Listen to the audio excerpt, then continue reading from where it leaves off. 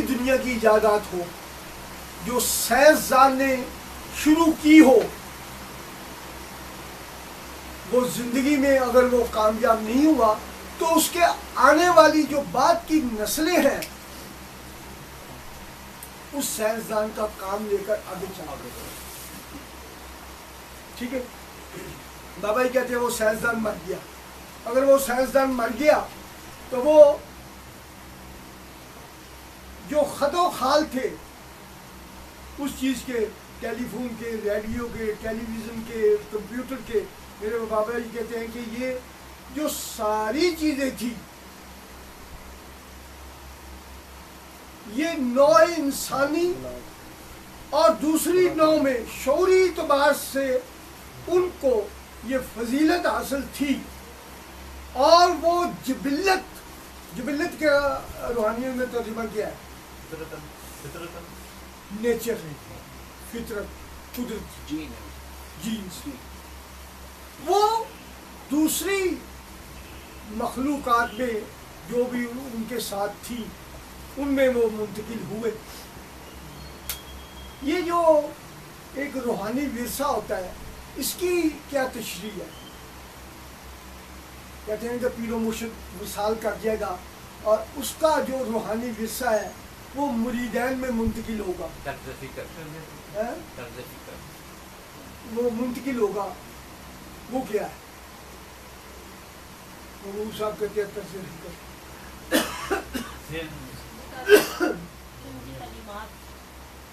وہ کہہ رہے ہیں تعلیمات. آپ بتائیں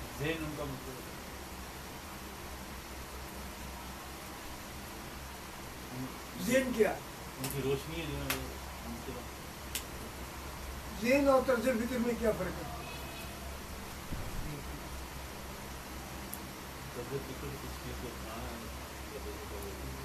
وہ بھی تو ذہن ہی ہوتا ہے، وہ بھی تو ذہن ہی ہوتا ہے نا. طرز فکر کیا؟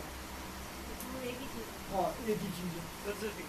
ہاں جی طرز فکر ہوتی ہے. اب اولاد ہوتی ہے دو طرح کی، ایک ہوتی ہے روحانی اولاد اور ایک ہوتی ہے سلبی اولاد. سلبی اولاد کیا ہے؟ زیادہ کے دو بچے ہیں، فاروق اور ابو بکر. ان کے میاں کا نام عبدالسلام ہے. یہ دو بچے اور یہ میاں بی بی، ان کی دو بیٹیاں بھی ہیں. یہ کیا ہوئی؟ سلبی اولاد. یہ سلسلہ عظیمیہ میں بیعت ہے اور ان کے پیر و مرشد کا نام خواجہ شمس الدین عظیمی ہے. بات ذرا ذہن پہ زور دے تھوڑا سا. سلبی اولاد کا ورثہ اور خواجہ شمس الدین عظیمی کا ورثہ یہ کس طرح تقسیم ہے؟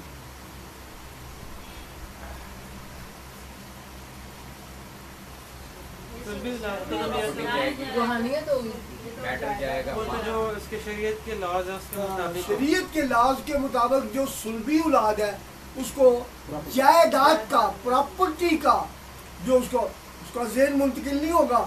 عورتیں کہہ رہی ہیں کہ میرا پیو دے گیا، یا کسی بچے نے کہہ رہی ہیں یہ سارا ماں دے گیا. یہ کی روحانیت ہے.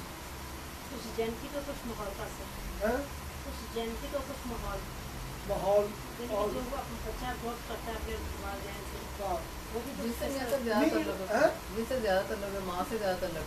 وہ ماں کو اور باپ کو گالیاں نکالے گا، وہ ماں کے ساتھ زیادہ اٹیچ ہوگا، تو اس لیے اس کی طرز فکر اس میں منتقل ہوگی. بس دیٹس آل.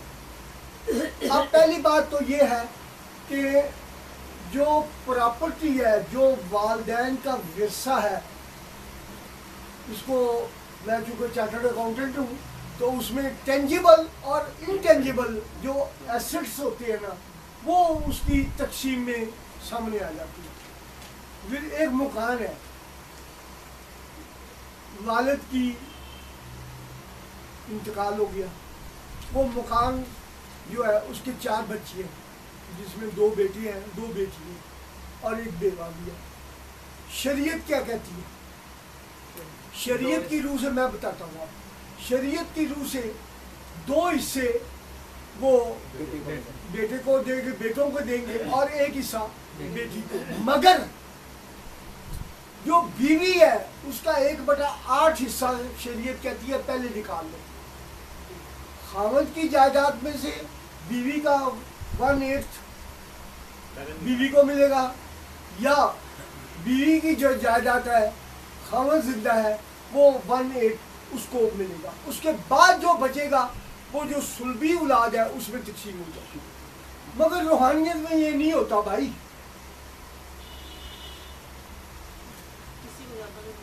روحانیت میں جس کی لگن زیادہ ہو، محنت زیادہ ہو، اس کو جس کی زیادہ ہوگی لگن اور زیادہ اس کو زیادہ ملتا ہے۔ ہاں بھائی تسی بھی دسو۔ کیپیسٹی کے مطابق۔ ہاں کیپیسٹی کے مطابق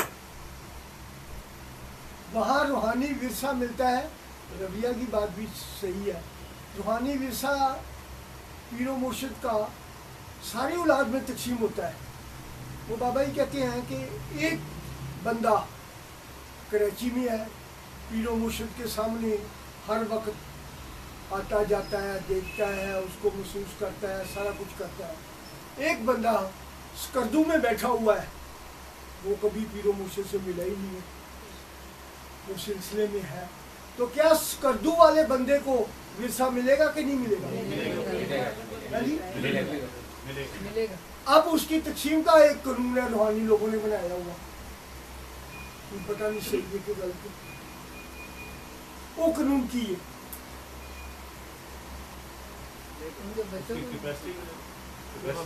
کیپیسٹی کے مطابق ملے گا۔ آپ کے ذہن میں پیر و مرشد کی محبت اگر 1% ہے، 1% سے مراد یہ ہے کہ آپ کا جو ذہن ہے وہ سلسلے میں 1% ہے۔ ایک بندہ جو سکردو میں بیٹھا ہوا ہے اس کا ذہن جو ہے وہ اتنا زیادہ تیز ہے کہ وہ پیر و مرشد کے قریب نہ ہونے سے پھر بھی وہ 10% اس کا ذہن تیز ہے۔ اس کے ذہن کی کیپیسٹی اتنی ہے، اتنا براؤڈ ہے، اس کو مراقبے میں فرشتے بھی نظر آتے ہیں، اس کو مراقبے میں جس چیز کا جہاں بھی وہ جانا چاہتا ہے وہ مراقبے میں منتقل ہو جاتا ہے۔ اس کا ذہن اتنی وسعت اختیار کیا ہوا ہے کہ وہ پیر و مرشد کی طرز فکر کو اپنے ذہن میں سما لیتا ہے، سمیٹ لیتا ہے، اس کو طرز فکر کے مطابق اس پر عمل کرتا ہے، اس کو اتنا ہی پرسنٹیج ملے گا ورثہ تو ضرور، مگر ذہن کی کیپیسٹی کے مطابق۔ آپ میرے پاس آتے ہیں یار، مجھ سے محبت بھی کرتے ہیں، کبھی کبھی میرے لیے کوئی بوتل شوتل بھی لے آتے، کبھی کبھی وہ مجھے 2-4 روپے بھی لگا دیتے ہیں، ٹھیک ہے نا۔ اب وہ میرا ذہن جو ہے نا وہ کبھی کبھی مثلا اے ہے، وہ میرے پاس آتا ہے، میرے ذہن میں اس بچے یا اس محترمہ کی جو خد و خال ہے وہ میرے ذہن میں اخذ کریں گے، سمائیں گے۔ یہی بات پیر و مرشد کی ہے۔ میں یہ آپ کو چھوڑ دیتا، اپنی مثال اس لیے دے گا، یہ نہیں ہے کہ 2 روپیے ہی دے گے تو پھر میاں صاحب کا ذہن ٹھیک ہوئے گا، یہ بھی نہیں ہے، نہ بھی کچھ دیا گے نا تو پھر بھی ٹھیک ہے، یہ بھی زندگی ہے نا، سوچ۔ روحانیت میں ایک چیز جو ہمارے اسلاف، ہمارے بزرگان دین کہتے ہیں کہ جب بھی آپ کسی روحانی بندے کے پاس ملے، جب کسی کے پاس جائیں، وہ ایک ماچس کی، میرے پیر و مرشد کہتے تھے، ماچس کی ایک ڈبیا لے گئے، وہ اس کو دے دیں اگر آپ کے پاس وسائل لے گئے۔ حالانکہ ماچس دا انہوں نے اپنا کوتا بھی نہیں ساڑنا، مگر وہ ماچس میں جو خلوص ہے، مثال ہے نا، وہ خلوص جو ہوگا وہ ماچس میں پڑے گا تو وہ پیر و مرشد یا اس کا مقرر کیا ہوا بندے کے ذہن میں اس بات کا ادراک پیدا ہوگا، اس بات کا شعور پیدا ہوگا کہ یہ بندہ مجھ سے محبت ہے، ٹھیک ہے۔ اب وہ محبت تو کرتا ہے، اب وہ بندہ مر گیا، اس کا جو روحانی ورثہ تھا وہ اس نے کسی کو منتقل ہی نہیں کیا. میری بات سنیں، میرا بیٹا کوئی نہیں ہے، میں اپنی مثال دیتا ہوں. میرا جو ورثہ تھا وہ بیٹے کو منتقل ہونا تھا، بیٹا تو ہے نہیں. اب میں مر گیا اور نال لے گیا. نہیں نہیں، بالکل نہیں. یہ مرشد کہتے ہیں کہ اس وقت تک اس کو موت نہیں آئے گی جو وہ پیر و مرشد کا پرسکرائب بندہ جو ہے اس کو موت نہیں آئے گی جب تک اپنا ورثہ وہ تقسیم نہیں کرتے. یہ قانون ہے. اب اس کی سب سے بڑی مثال حضرت نظام الدین اولیاء، جانتی ہیں کہاں پر ہے؟ دلی میں نہیں، دلی میں وہ مہینوں دن کشتی ہے. خدا دے بندے تینوں بھی نہیں آتی پتا. وہ مہینوں دن کشتی ہے جڑے اجمیر سے ان خواجہ دے قریب نال ان نظام الدین اولیاء انہوں نے مرید نے. یہ دلی دے وچ نے، بڑے بزرگ نے. یہ اکبر دے زمانے دے وچ یہ بزرگ ہوئے نے. انہوں اپنے ایک مرید دے نال بے انتہا محبت سی. او سی امیر خسرو. تو امیر خسرو دربار دے وچ اکبر دے وچ ایک جرنل بھی سی. کی سی؟ جرنل سی. پیر و مرشد دا وصال ہونے لگا. انہوں نے بخار 21 دن چلیا سی، تاریخ 10. وہ جس ویلے انہوں نے ہوش آندی سی کہ وہ پوچھتے سن خسرو کہاں ہے. تو جڑے دوسرے انہوں نے 1000 حال لکھوں خواہ مرید سن وہ فرماندے سن کہ حضور وہ تے جنگ تے گیا ہے. وہ انہوں دنوں دے وچ راجپوتانے دے وچ جنگ سی، وہ جنگ دے وچ اپنی فوج نو لے کے برسرے بیکار سی. پیر و مرشد نو کی دسیا گیا کہ وہ بندہ جنگ دے وچ گیا ہے. پیر و مرشد خاموش ہے. یہ تاریخ ہے. پھر جس نے انہوں نے 2-4 دن دے بعد ہوش آندی تو پھر پوچھ دے کہ خسرو کہاں ہے. انہوں نے ذہن دے چی، میری بات ذرا تاریخی حوالے دے نال ذہن چ سن لو. انہوں نے ذہن چی خسرو نقش ہویا سی کہ میں کل واسطے کہ میرا آخری وسائل ہو جانا ہے کہ میں اپنا ورثہ جڑا نا وہ خسرو نو منتقل کرنا. وہ 3 دفعہ تے ہویا. انہوں دنوں دے وچوں اگر بلایا بھی جانا تے بھائی جائے تے تھوڑا آ جانا سی. کہ بہت دور دراز سفر کر کے انہوں نے آنا سی تے کئی مہینے لگ جانے سن. اتر دے لوگاں نے، اتریا نے، صاحب تکوین لوگاں نے وہ تو زور پایا سی کہ بھائی اپنا ورثہ جڑا نا وہ منتقل کر. انہوں نے اولاد روحانی نہیں سی، اولاد ایسی بچیاں سن، بچہ کوئی نہیں سی. وہ بندہ ذہنی سی کہ امیر خسرو نے بڑی شاعری کی تھی اپنے مرشد آکے جی کہ اپنے پیر و مرشد نالوں اپنے تو ود کر کے وہ دی خدمت کی تھی. کہ وہ بہت بڑا جرنیل سی، فوج دے وچ بادشاہ کو بہت زیادہ آمدن سی. وہ اپنے پیر و مرشد نو خدمت ہر طرح کی کرتا ہے. تو پیر و مرشد نے بھی وہ بڑی محبت سی. اور جو 3ری دفعہ ان کیا کہ خسرو کیا ہے، خسرو نہ ملے. چراغ دین دہلوی سینئر ترین بندہ سی سلسلہ چشتیہ دے وچ اویلیبل سی. ان دنوں کوئی تین چیزاں سامنے آ گئی. پیر و مرشد چاہتا ہے کہ میں فلاں بندے نوں اپنا ذہن، اپنی طرز فکر، اپنا ورثہ منتقل کرا. وہ بندہ اویلیبل ہی نہیں. اونی دیر تک انہوں نے موت نہیں آتی جنی دیر تک اپنا ورثہ منتقل نہ کرتے. پھر وہ جڑا بندہ سینئر موسٹ اویلیبل سی انہوں دے کے نہ وہ اللہ اللہ جا کے میرے بابا جی دستے ہیں اتنے جا کے سب نہ پہلے روحانی لوگوں کو یہ پوچھا جاتا ہے تو بھائی تو اپنا ورثہ کسی نے دے کے آیا ہے تو نہیں دے کے.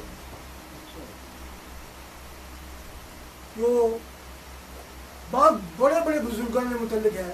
میں 360 بزرگان دین دا حال بڑیاں کتاباں دے وچ لکھیا ہے. 360 بزرگ.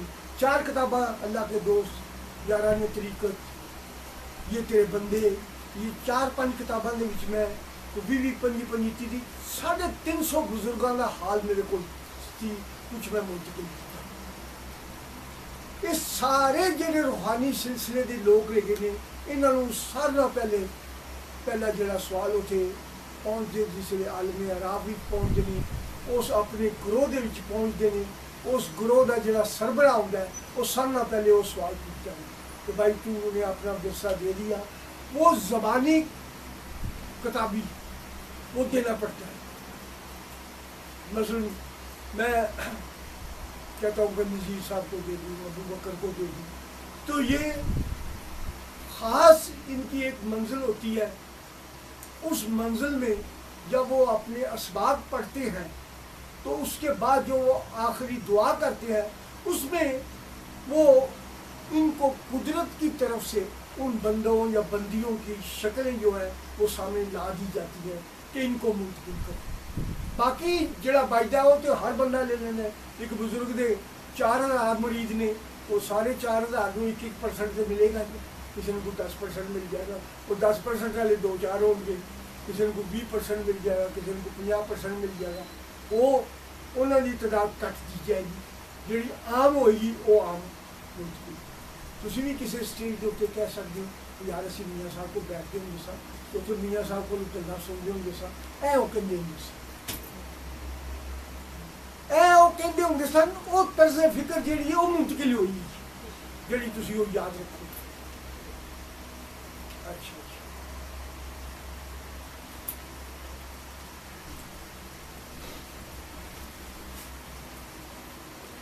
بابا جی کہتے ہیں اسی لیکچر میں کہ کوئی بھی بندہ پہلے تو یہ بتائیں خالق کون ہے. خالق کا مطلب کیا ہے؟ جی پیدا کرنے والا، تخلیق کرنے والا. تو یہ جو سائنسدان نے یہ کمپیوٹر یا ریڈیو یا ٹیلی ویژن بنائی ہے وہ کیا ہوا؟ وہ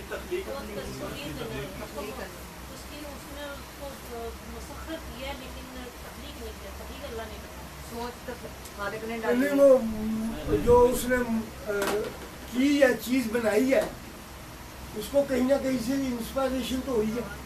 تو انسپائر کس نے کیا؟ انسپائریشن سے پہلے اس نے تفکر کس چیز پر کیا؟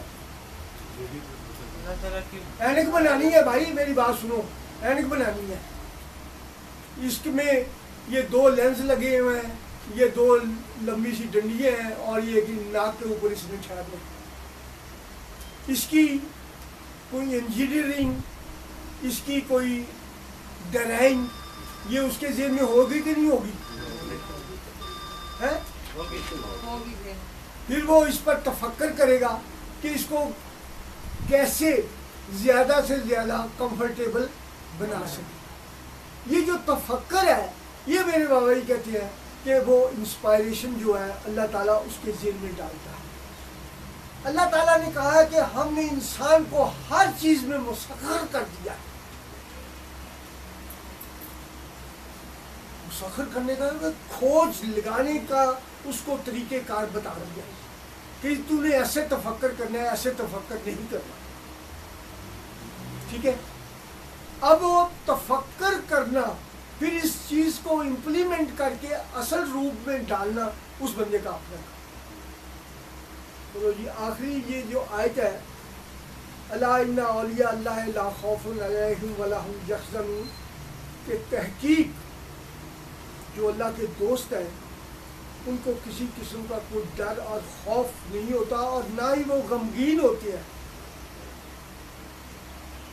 ابھی آپ کی باجی رافع نے بتایا تھا کہ ان کی سوچ جو ہے وہ کیئر آف اللہ ہو جاتی ہے۔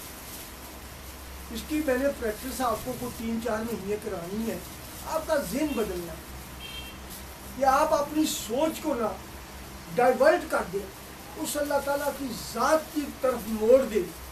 آپ بھی میرے پیر و مرشد فرماتے ہیں آپ پر بھی یہی چیز یہ جو پوری آیت ہے اس کی امپلیمنٹیشن ہوگی، آپ کو خوف بھی نہیں کوئی ہوگا۔ وہ ایک بہت مشہور بات بتاتے ہیں،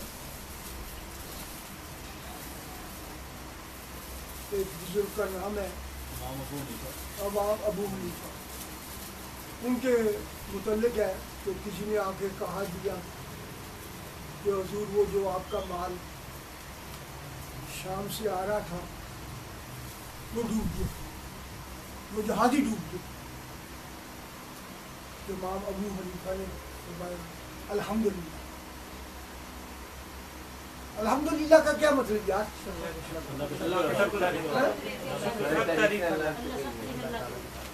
اس نے وہ خبر کو اللہ کی طرف موڑ دیا۔ کچھ عرصے کے بعد کچھ عرصہ گزرا، کسی شخص نے آ کے بتایا کہ حضور وہ جو آپ کا جہاز ڈوبا تھا نا وہ تو بندرگاہ پر لگ گیا ہے۔ ہم نے کہا الحمدللہ۔ وہ بندہ جو پہلے بتانے والا تھا 2 سال پہلے یا 1 سال پہلے، تو اس وقت بھی حضرت امام ابو حنیفہ رضی اللہ تعالیٰ عنہ نے الحمدللہ کہا، اور اب بھی جب ان کو مال بھی مل گیا پھر الحمدللہ۔ تو میرے پیر و مرشد فرماتے ہیں کہ اس میں روحانی توجیہ یہ تھی کہ اس کی بندے کی سوچ جو تھی وہ کیئر آف اللہ تھی۔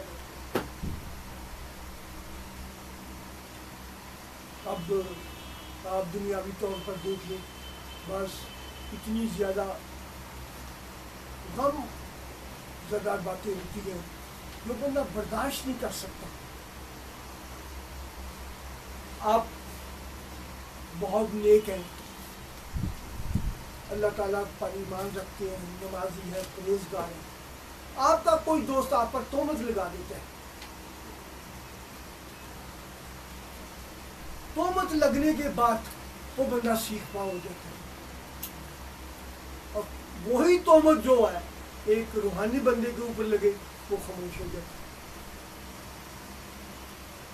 دونوں کا رخ کدھر ہے بھائی؟ ایک ہی بولے نا، ایک کا ہے اپنے نفس کی طرف اور دوسرے کا تعلق ہے اپنی طرف اللہ کی طرف۔ نفس ذات کی دو مختلف چیزیں، ایک آدمی کا رخ اللہ کی طرف ہے، ایک آدمی کا رخ اپنی ذات کی طرف۔ ذات کی طرف۔ اب خدا نہ خاصہ کسی بچی پر کوئی الزام لگا دیتے ہیں، اور وہ بچی جو ہے اس کا ریسیپروکل احتجاج کرتی ہے یا پنکھے کے اوپر وہ پھندا لگا کر اس کا اظہار کرتی ہے کہ میں جو ایسی تھی نہیں، وہ پھانسی لے لیتی ہے۔ میرے پیر و مرشد کہتے ہیں کہ وہ نہایت ہی ڈرپوک، شعوری طور پر اور لاشعوری طور پر اس کے ذہن میں اتنی وسعت ہی نہیں ہے کہ اس کو وہ برداشت کر سکے۔ اچھا، اس میں 2 چیزیں روحانی لوگ کہتے ہیں، ان اللہ ما صابری، کہ یا آپ نماز کے ذریعے سے صبر حاصل کریں یا بس آپ نے اگر صبر کیا تو اس صبر کا ہے جو آپ پر تہمت لگی وہ ان ڈیو کورس تھوڑے عرصے کے اندر اندر، بابا ہی کہتے ہوتے ہیں کہ یہ جو پریشانی ہوتی ہے 3 دن میں چلتی ہے، 3 ہفتے چلتی ہے، 3 ماہ چلتی ہے، 3 سال چلتی ہے، 12 سال چلتی ہے، اس دوران ہی پتہ چل جائے گا کہ یار یہ تو سچی خاتون تھی. گھر والوں کو احساس ہوگا اور وہ شرمندگی محسوس کریں گے. آپ کے کسی دوست نے آپ پر تہمت لگائی کہ آپ ایسے نہیں تھی. آپ نے، میرے پیر و مرشد کہتے ہیں اس دوران ریونج کا اگر عنصر، ریونج کا لاشعور میں آپ کا آ جائے تو آپ کی کرائی ساری ختم ہو جائے. کوئی مراقبہ کریں. جے صاحب